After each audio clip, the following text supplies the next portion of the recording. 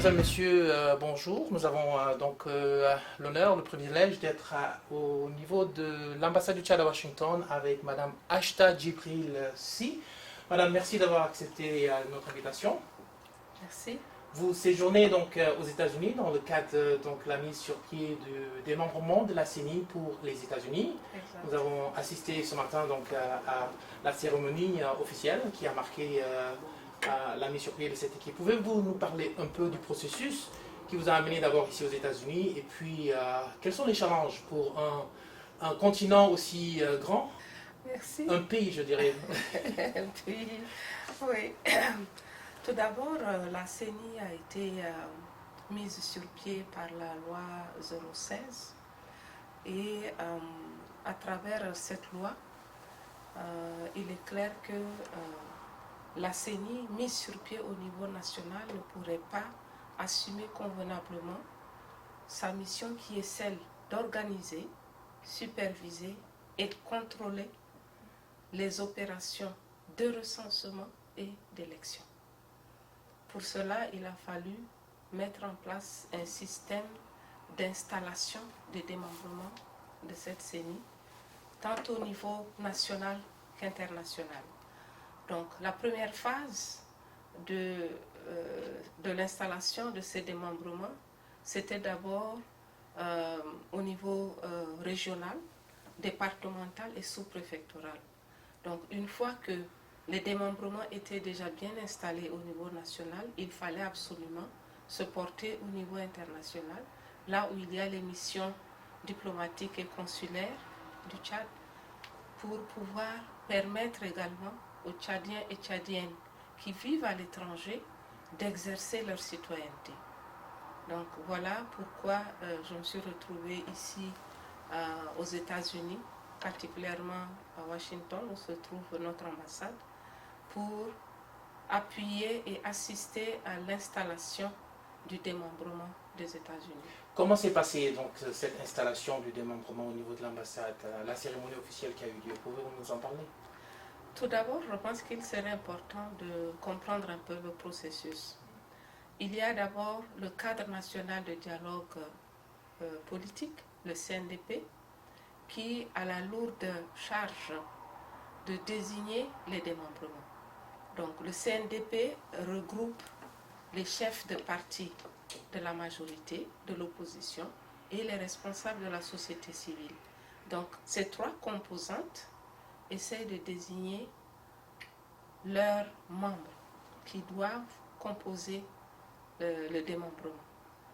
Donc une fois que ce choix est fait, eh bien, il est transmis au niveau de la CENI et à ce moment-là, le président de la CENI prend une décision pour entériner la décision du CNDP.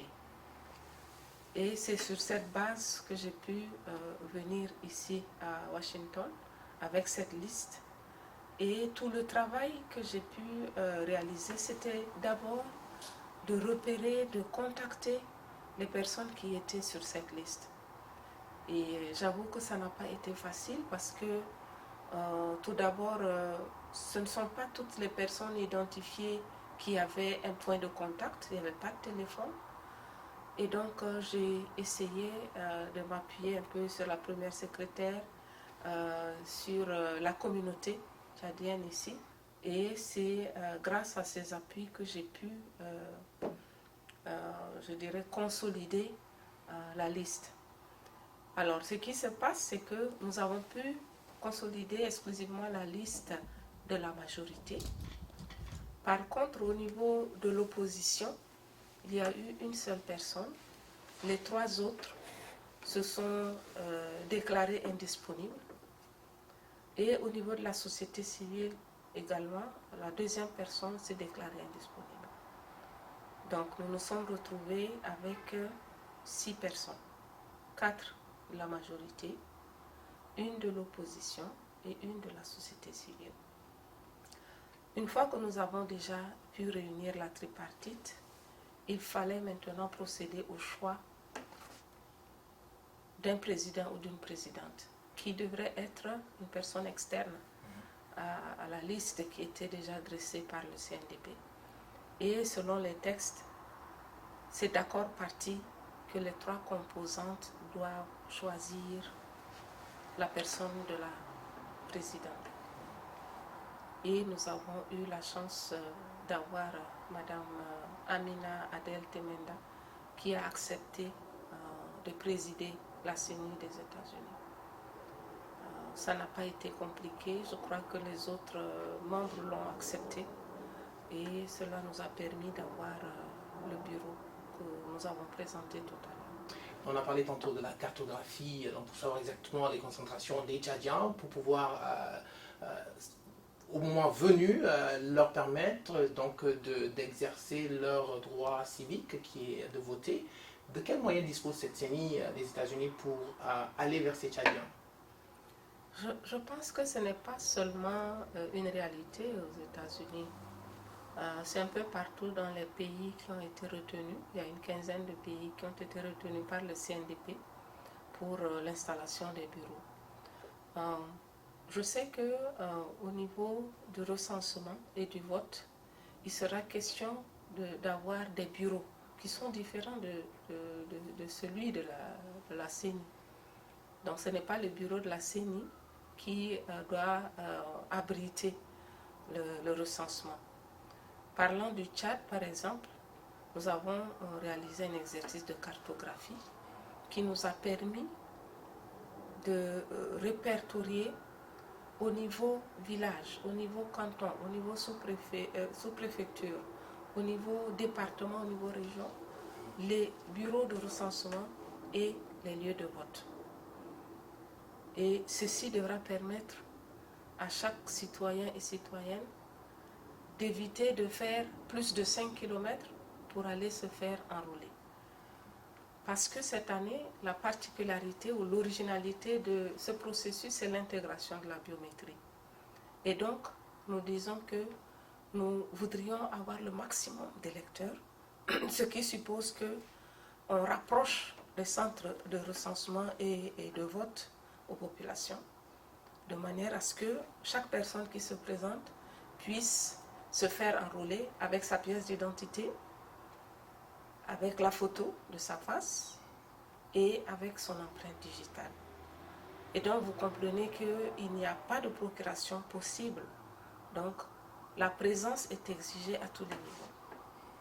Et donc nous disons que ça sera également la même réalité au niveau des États-Unis, qui consistera également à décentraliser, je dirais, les lieux de recensement et de vote. Parce que si d'aventure on voulait seulement se concentrer ici à Washington, vous comprenez qu'on aura exclu une bonne partie des Tchadiens.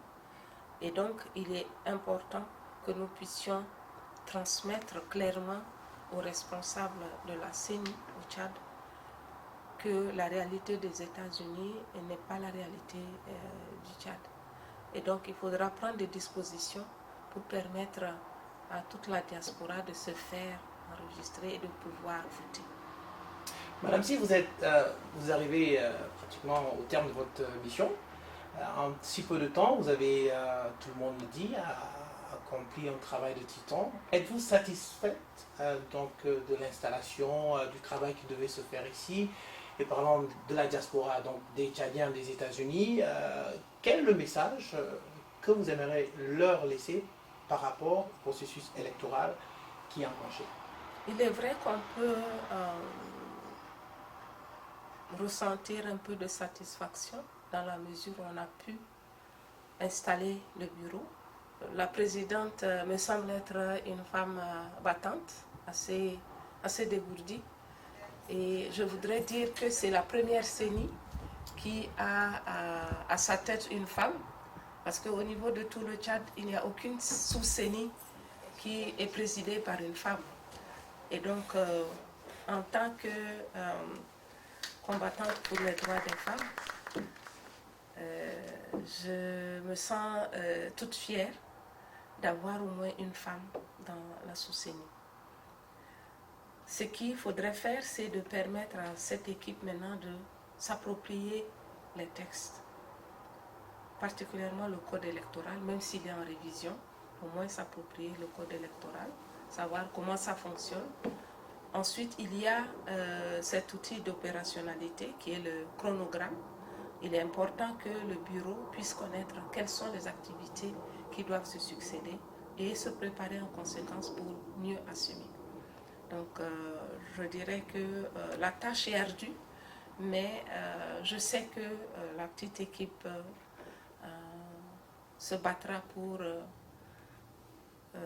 parvenir à des résultats assez palpables, assez concrets. Madame Si, nous vous remercions. Merci beaucoup pour l'opportunité que vous m'offrez de pouvoir communiquer avec la diaspora ici et aussi avec les Tchadiens et Tchadiennes. Au plaisir, merci bien. Merci.